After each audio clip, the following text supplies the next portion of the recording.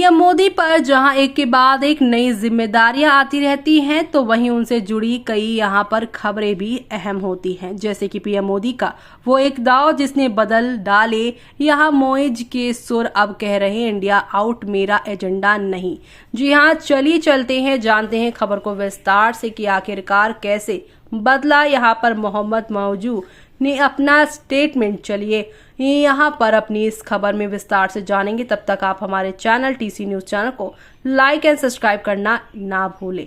मालदीव में India out का नारा देकर सत्ता में आए राष्ट्रपति मोहम्मद मोइज को लगता है कि सत्य का ज्ञान हो गया है, जिसके साथ ही उन्होंने भारत के तेजी से बढ़ रही ताकत का भी भान हो गया है। तभी तो महज एक साल में ही उनके सुर बदले नजर आ रहे हैं। अब वो भारत की आलोचना नहीं कर रहे हैं, बल्कि उससे पीछे बढ़कर यहाँ बिगड़े संबंधों को सुधारने की कवायद में लग चुके हैं। संयुक्त राष्ट्र संघ के यहाँ पर 69वें सम्मेलन में शामिल होने के लिए न्यूयॉर्क पहुंचे मौजू के ये बदले सुर वहां भी दिखाई दिए।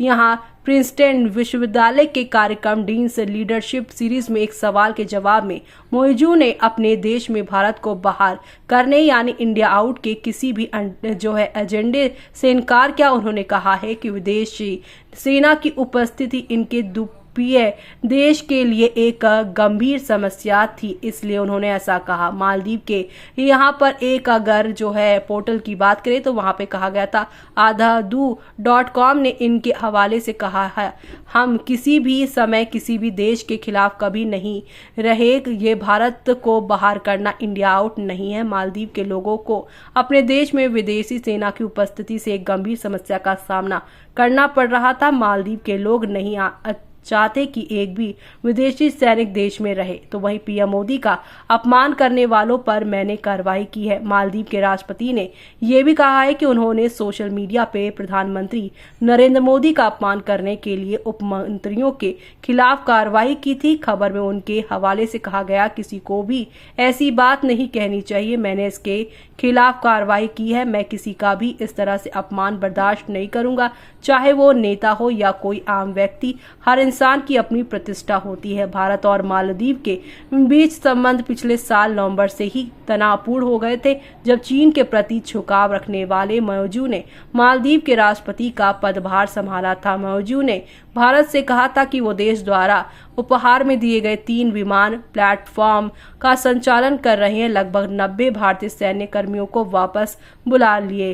तो ऐसे में अब मोदी के इस अल्टीमेटम के बाद भारत ने पहले उन्हें समझाने की कोशिश की है कि ये सैन्य कर्मी वहां पर उपहार में दिए गए विमानों को उड़ाने और मेंटेनेंस के लिए है, लेकिन जब वो नहीं माने तो 10 मई तक अपने सैन्य कर्मियों को वापस बुला लिया। इसके बाद उनकी जगह डॉर्नियर विमान और 2 हेलीकॉप्टरों को संचालित करने के लिए असैन्य कर्मियों को तैनात कर दिया। मालदीव के इस रुख के बाद पीएम मोदी 2 और 3 जनवरी को 2 दिवसीय दौरे पर लक्षद्वीप पहुंचे और वहां पर कई ढांचागत परियोजना की शुरुआत की। उन्होंने इस यात्रा से जुड़े फुटेज भी अपने ट्विटर हैंडल पर शेयर किए। इस देखने के बाद मौजू के 2 उप मंत्री बौखला गए और उन्होंने अभद्र शब्दों का इस्तेमाल करते हुए पीएम मोदी की आलोचना की। उनकी राय में ये केंद्र शासित प्रदेश लक्षद्वीप को मालदीव के बैकलिट पर्यटन स्थल के रूप में पेश करने का एक प्रयास था। नई दिल्ली ने इस मामले को गंभीरता से लेते हुए माले के सामने जोरदार ढंग से उठाया था। इसके बाद मौजू सरकार की हेकड़ी ढीली पड़ गई और अपमानजनक पोस्ट करने वाले दोनों उप मंत्रियों को सस्पेंड कर दिया गया। इसके बाद पीएम मोदी ने जून में अपने शपथ ग्रहण समारोह में मौजू समेत कई पड़ोसी देशों को भारत बुलाया। राष्ट्रपति भवन में दिए गए भोज से पीएम मोदी और मौजू की कुर्सी एकदम पास में थी। भारत के संकेतों को मौजू भी आखिरकार समझ गए हैं कि बैर किया तो किसी के हिस्से में केवल नुकसान ही आएगा, जबकि दोस्ती रखने पर वो बहुत कुछ हासिल कर सकते हैं। इसके बाद से मौजू भी अपने अब बदले नजर आ रहे हैं। इस पर आपका क्या कहना है, हमें कमेंट बॉक्स में कमेंट करके बताना बिल्कुल भी ना भूलें आप।